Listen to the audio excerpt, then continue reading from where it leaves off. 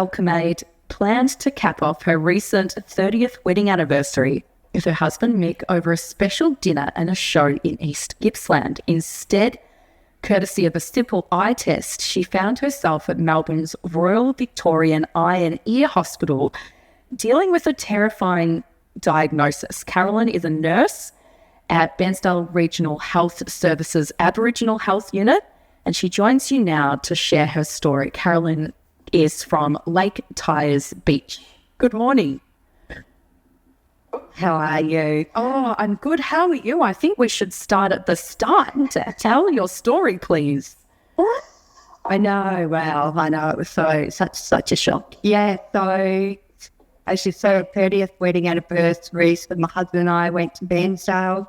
We were going to have just a dinner and a show, and we thought we'd kill a bit of time. Did the melanoma skin check. Then I went and had my eyes checked, and just a routine check. I always get my eyes checked, and I was always led to believe that they were all great. And I went to a different optometrist, and she offered a dilating eye drops, and with that, she put the drops in. She did an optos scan. It's a picture in this article that you can see on the back of my eye, the retina, and you can see it doesn't look right. And then the optometrist did a clinical assessment and just said, that's not right. You have to go to the eye and ear right now. I was like, what?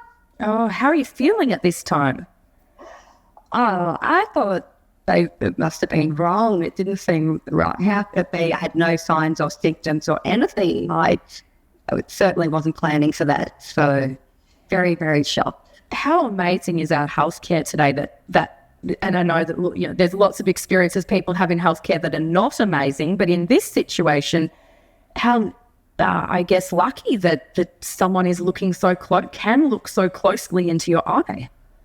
Definitely. I'm so grateful for that optometrist, and I believe that was a life-saving moment of time for me, and I'll be forever grateful that I went and saw her. So, and then even when we got to the eye and ear, they said down there how good that it was picked up so early and that we were down there straight away. And yeah, they actually got to diagnose it down at the eye and ear just through that, again, dilated eye exam and that ultrasound, and boom, got that diagnosis then and there. So Carolyn, what is the diagnosis? So the diagnosis is ocular melanoma, and I'd never heard of it before at all. So basically it's a cancer in your eye, and the melanoma is very different from the skin melanoma. I had no idea what it was or what was going on, and I was just told to come back in a week. So of course, no sleep after driving down to the eye and ear. Oh, what a stressful week that would be. Yes, it was.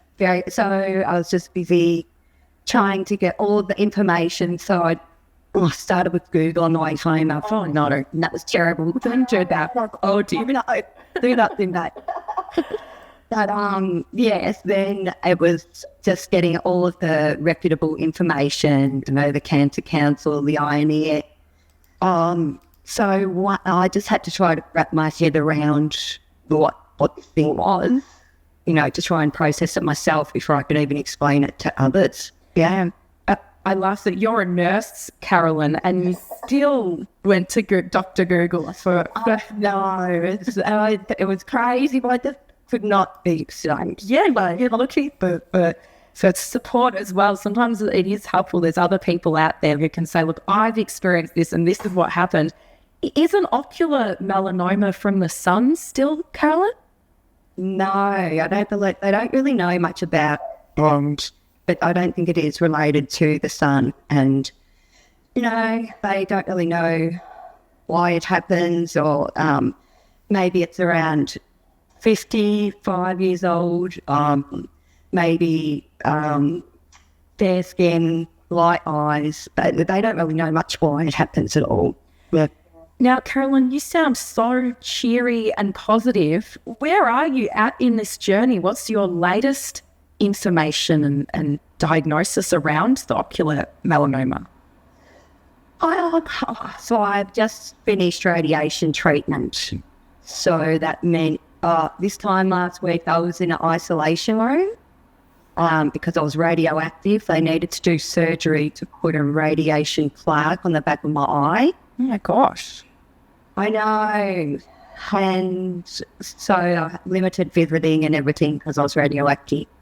And then it was last Wednesday night, they removed that radioactive plaque out of my eye. And then we drove back on this Thursday. So right now my eye's not very happy with me. Oh, so what's your vision? What will happen? It's all a bit uncertain. I'm going back Friday week, and at the moment I can't see properly through that eye. It's some double vision.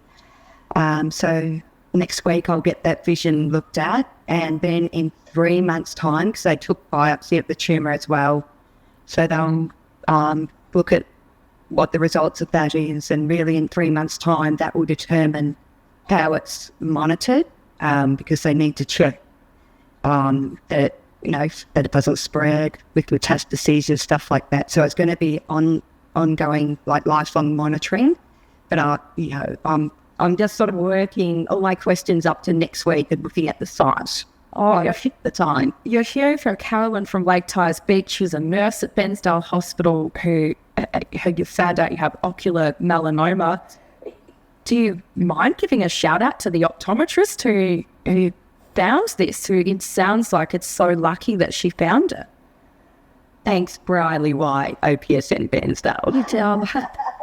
So I just feel like everyone's like, who's this optometrist? We had to see her. I think there might be a waiting list now.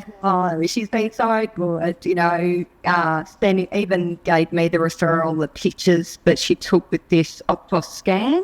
So the 200-degree image of the back of the retina. That's amazing. So I had all of that information, and she's been checking up with me since, and I'm just still learning so much of this Mim. It's a big learning curve, but I've felt very supported.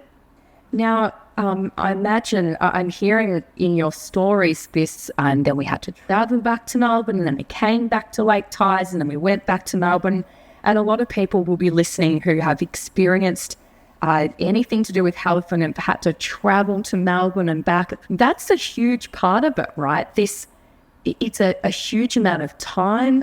It's a lot of petrol. It puts extra stress just on your health, having to sit in a car before and after these things.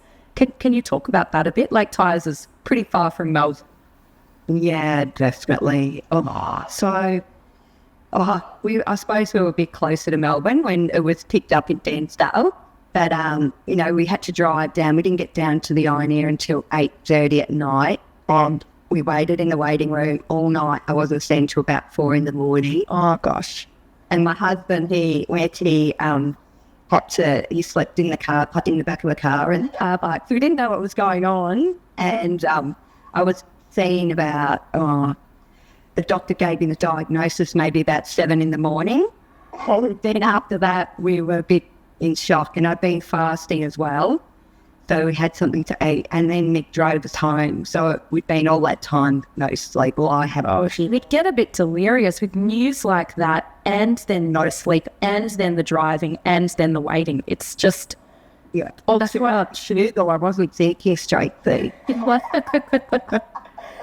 Carolyn, have you been able to celebrate your 30th wedding anniversary at all? Have you been able to sneak that in amongst all of this? Well, for our anniversary every year, we always do a celebration, and a feature together. So we'd actually, a couple of weeks before this, had gone and walked the South Coast Track in Tassie, which is an extreme hike. So I'm glad that we've got that in already. Well, through sickness and in health, is that part of vows? I can't remember, but that sounds like you've got a good husband there, Mick, to support you.